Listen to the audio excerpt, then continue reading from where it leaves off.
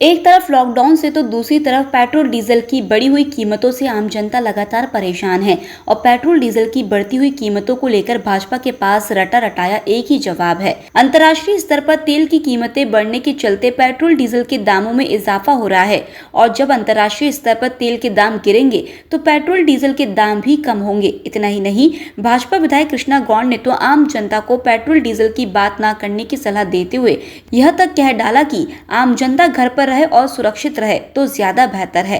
बहरहाल अगर सरकार चाहे तो वैट टैक्स में कटौती करके पेट्रोल डीजल की कीमतों को कम कर सकती है।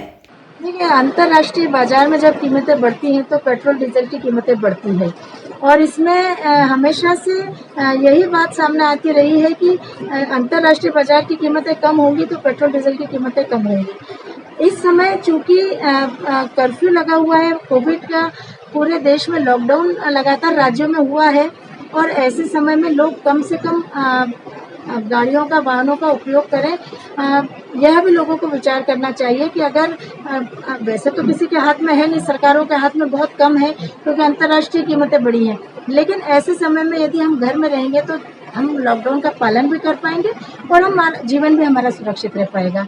तो मुझे लगता है कि इसमें हमेशा से एक प्रश्न बार बार यही आता है और हम बार बार यही जवाब देते हैं कि अंतर्राष्ट्रीय बाजार की कीमतें बढ़ती हैं तो बढ़ती हैं, जब जैसे ही कम होगी वैसे ही कम हो जाएगी। तो लेकिन इस समय अवसर हमको मिला है कि हम ज़्यादा से ज़्यादा घर में सुरक्षित रहें। भोपाल से EMS टीवी के लिए वीडियो जर्नलिस्ट देवेंद्र माली के साथ हेमंत माली की रिपोर्ट।